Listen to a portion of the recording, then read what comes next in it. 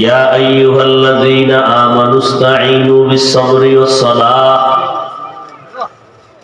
শয়তান কে বানাইছে? আল্লাহ। মানুষ কে বানাইছে? আল্লাহ। কঠিন। হ্যাঁ, মানুষের কয় খবরদার শয়তানের ধোকায় পড়বি না, শয়তানের কয় ধোকা দিবি না, ধোকা দিতে থাক, তোরা কিয়ামত পর্যন্ত হায়াত দিয়ে দিলাম। মানুষের কয় আল্লাহরে ডাক, ওদিক দেয়া শয়তান পিছনে লাগাই দিছে। মানুষ আল্লাহ থেকে যেন দূরে সরে যায়, সে ওয়াসওয়াসায় কাজ করো। এই শয়তান তিন দল: মানুষ শয়তান, জিন শয়তান, নফস শয়তান।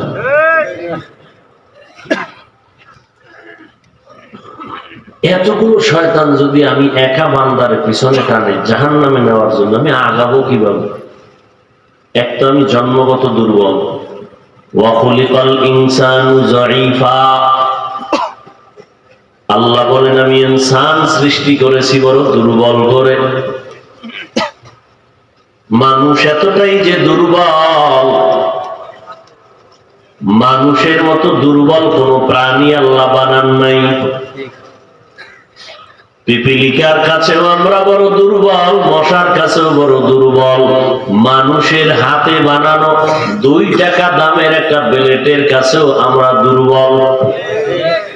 খানার বেলায় দুর্বল, ঘুমের বেলায় দুর্বল, হাঁটার বেলায় দুর্বল, মেধার বেলায় দুর্বল, দুনিয়ার বেলায় দুর্বল, ধর্মের বেলায় দুর্বল। সম্পূর্ণ দুর্বলতা আমাদের মধ্যে। মাকড়সা এত সুন্দর জাল বানায়, কত সুন্দর জাল বানায়। এইরকম সুন্দর নিখুঁত কাজ মানুষ পারে না। মৌমাছি এত সুন্দর বাসা বানায়, কোন ইঞ্জিনিয়ার পারবে? ইঞ্জিনিয়ারের থিওরিতে ভুল আছে, মৌমাছির থিওরি আর বিল্ডিং বানানে কোনো ভুল নাই।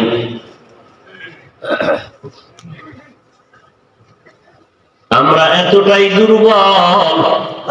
এই দুর্বলতা নিয়ে আমার টার্গেট, আমার পথ, আমার সফর, আমি জান্নাতে যাব। ওই জান্নাতটা যাওয়ার উপরে কিন্তু পুলসিরা, নিচে জাহান্নাম, এর ওই ঘরে জান্নাত। পুলসিরা পারায় যাইতে বড় কঠিন। কেউ বিজলির আকারে পার হয়ে যাবে, কেউ বেলেটের মতো কেটে কেটে জাহান্নামে পড়ে যাবে।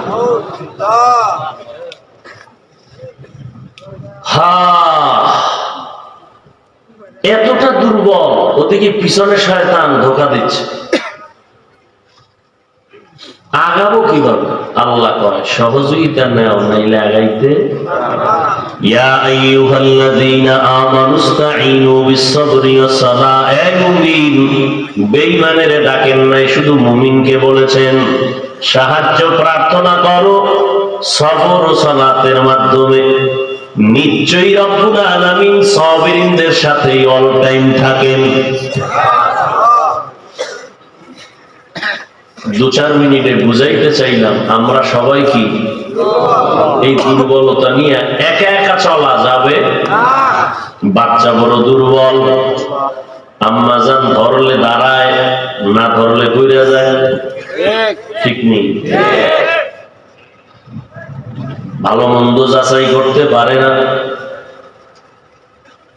সবার নজর ওই বাচ্চা দিয়ে, মায়ের নজর বাবারে কয় খেয়াল রাখবা আমি পাকঘরে যাই, বাবা আবার অন্য জায়গায় গেলে বিবিরে কয় খেয়াল রাখবা আমি বাইরে যাই, ঠিক নেই? কেন? ও সন্ত্রাসী,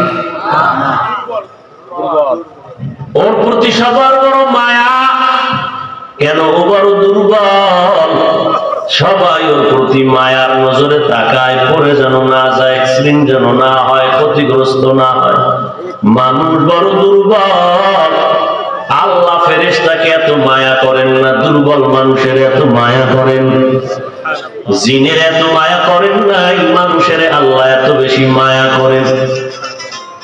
আল্লাহ এতটা মায়া করেন কারণ মানুষের বানাইছি বড় দুর্বল করে, আস্তে আস্তে বানাইছি।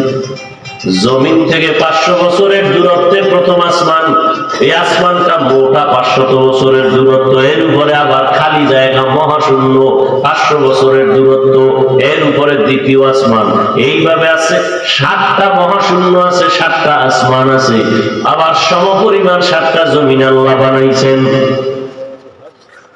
7টা মহাশূন্য, 7টা আসমান, 7টা জমিন আমার আল্লাহ বানাইতে সময় নিলেন ফি সিত্তাতি আইয়াম, মাত্র 6 দিন।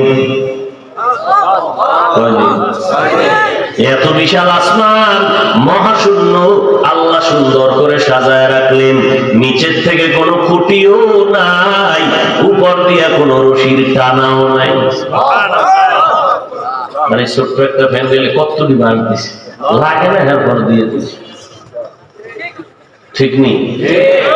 পারে না আরো 2 সেটটা আমার সামনে দিত। ছোট্ট এক প্যান্ডেলে কত বাস, এর মধ্যে খুঁটি আছে, আবার টানা আছে, কোন দিক দিয়ে কাইতে হবে।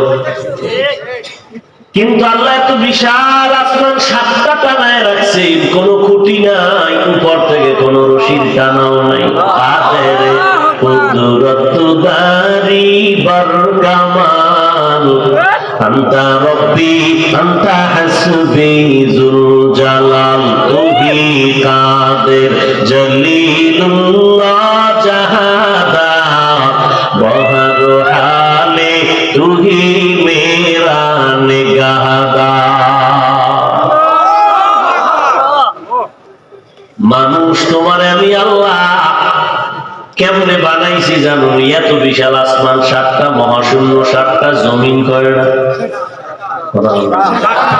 কয়দিনে বানাইছে?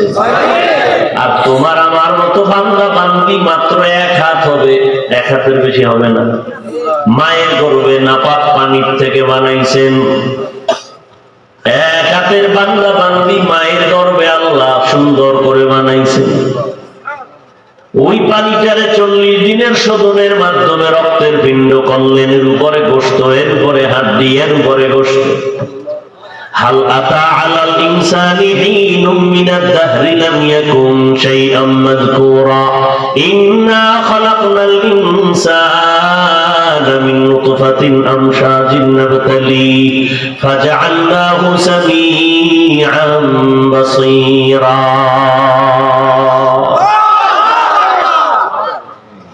এমন সুন্দর করে আল্লাহ নাপাক পানির থেকে বানাইছেন, আমাদের অস্তিত্বই ছিল না, আল্লাহ অস্তিত্ব দান করলেন নাপাক পানির থেকে।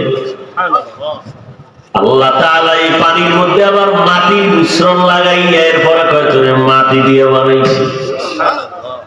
ইকরা বিসমি রাব্বিকাল্লাযী খালাক, খালাকাল ইনসানা মিন আলাক, জমাট রক্ত থেকে তোরে বানাইছি।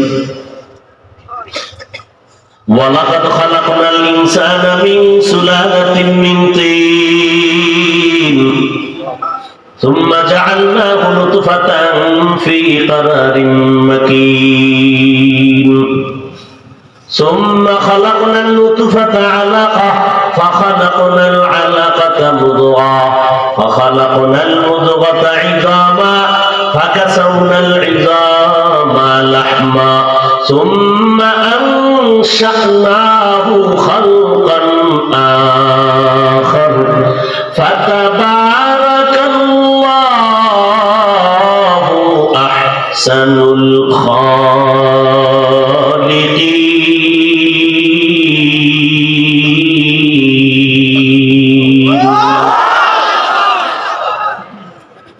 আল্লাহ তাআলা আমার মতো বান্দাটারে মায়ের গর্ভে বানাইতে এই 1 ফোঁটা পানির থেকে ছোট্ট স্থান মায়ের গর্ভে রক্ত, গোশত, হাড্ডি, আবার গোশত, এভাবে করে বানাইতে সময় নিছেন 6 মাসের বেশি।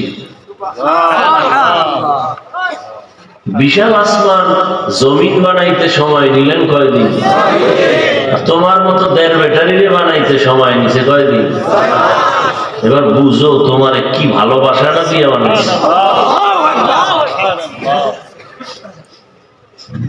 এরপরে তুমি মায়ের গর্ভে কোনো ক্ষতি যেন না হয় আল্লাহ কাভারিং করে ফেলছো।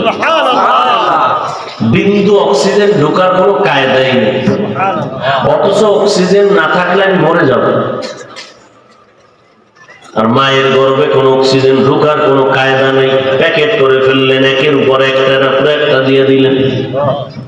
রুহুটা যখন দান করলেন, আমার নড়াচড়া শুরু হয়ে গেল।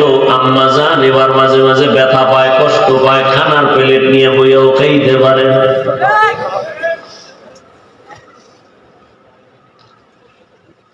আল্লাহ বলে, বান্দা তোর ভিতরেও পেট আছে, পেটের মধ্যে ক্ষুধা লাগছে, মায়ের নাভির সাথে তার লাগায় তোর ক্ষুধা নিবারণের ব্যবস্থা করেছে। দুনিয়াতে আসার পরে তুই কি খাবি তোর আব্বা আম্মা জানে না, বানাইতেও পারে না। আমি রব্বুল আলামিন সুন্দর খানার আয়োজন করেছি। গর্দা ওয়াকুল মিকুনি হার সুবহ শাম মেরা সানাদ রস্তে তু আজলামকা। দুনিয়াতে আসার পরে বাচ্চার দেখছি আম্মা জান সুজি পাকাইয়া খাওয়ায়। সুজি পাকাইতে আগুনে গরম করে দুধ লাগে, চিনি লাগে, পানি লাগে, লবণ লাগে, পাকাইয়া ফ্যানের বাতাসে ঠান্ডা করে 2-4 চামচ দিয়ে আবার রেখে দেয়। 2-4 ঘন্টা হয়ে গেলে ফেলে দেয়। এটা নষ্ট, বাচ্চার পেটে দিলে নষ্ট হবে, ক্ষতি হবে, রোগ হবে। আল্লাহ বলেন, রে বান্দা নজর করে দেখ, আমি আল্লাহ তোরে এমন আদর করে বানাইছি, দুনিয়াতে আসার আগে তোর খানার আয়োজন করছি, পিওর খানা। মায়ের স্তনের মধ্যে আয়োজন করে দিলাম, চিনি লাগবে না, দুধ লাগবে না, লবণ লাগবে না, বেশি ঠান্ডাও করি নাই, তোর গলা আটকায় যাবে, গরম বানাই নাই, পাতলা ঠোঁট পড়ে যাবে, লবণ বেশি দিই নাই, চিনি বেশি লাগে নাই।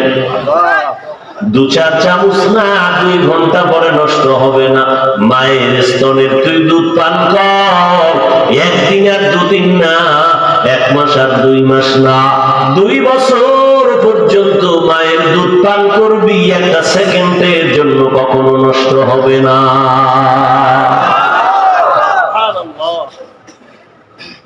এ নবীর উম্মতের দল, ওই মায়ের ঋণ কিয়ামত পর্যন্ত গোলামি করলে আদায় করতে পারবা না রে বাবা।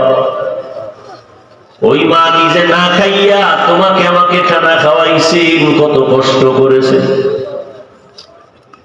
মা পারলে খাইতেন, না পারলে না খাইতেন, কিন্তু বাচ্চারে না খাওয়ায় রাখতেন না। আল্লাহ পাক বলেন, রে গোলাম, আমি তোরে এত দুর্বল করে আদর করে বানাইছি, মায়াটাও তোর উপরে বেশি, এই জন্য তোরে দুর্বল বানাইয়া নিচে রাখি নাই। আমি আল্লাহ তোর সম্মান দিলাম সমস্ত মাখলুকতের উপরে। ফেরেশতাদের এত সম্মান নাই, মাটির মানুষ তোদের এত সম্মান, ওই জিনের এত সম্মান নাই, যেই পরিমাণ মর্যাদা সম্মান আমি তোমাদের দান করেছি মানুষের। এই মর্যাদা নিয়া জমিনের মধ্যে যদি সম্মানের সাথে বাঁচতে চাও, একা একা পারবা না, তুমি দুর্বল, অন্যের সহযোগিতা লাগবে। অন্যের সহযোগিতা কেমনে নিবা, কার থেকে নিবা, কিভাবে নিবা, এটাও ভালো করে জেনে না। এই উঠে গেল, কি সমস্যা? কি উঠতেই যদি হয় ঢুকলা কেন? কেন নিজের কপাল পুরো ময়দানের ক্ষতি করো? কারণটা কি? মা বাবার বরদোয়া লাগছে? কি মানুষ হইলা বাবা?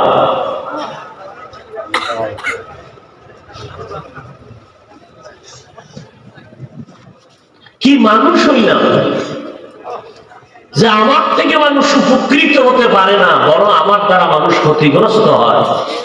আমি একটা মানুষ, কষ্ট তো আপনারা করেছেন। মেয়াজের দোষ দেন কেন? গুনাহ কইরা কত রাত্র ঘুমান নাই, হিসাব আছে? হ্যাঁ, কি জবাব দিবেন আল্লাহ? হ্যাঁ, বেশি জরুরত থাকলে বাথরুমের বা থাকতেই পারে। মা টেলিফোন করছে, এই মা অসুস্থ, আসো, হতে পারে না? তার মানে কি একসাথে 5 জন উঠে যাবে? এটা কি 5 জনের মা টেলিফোন করছে যে হসপিটালে? কি আশ্চর্য বিষয়। আল্লাহ সব ভাইকে হেদায়েত দান করুন।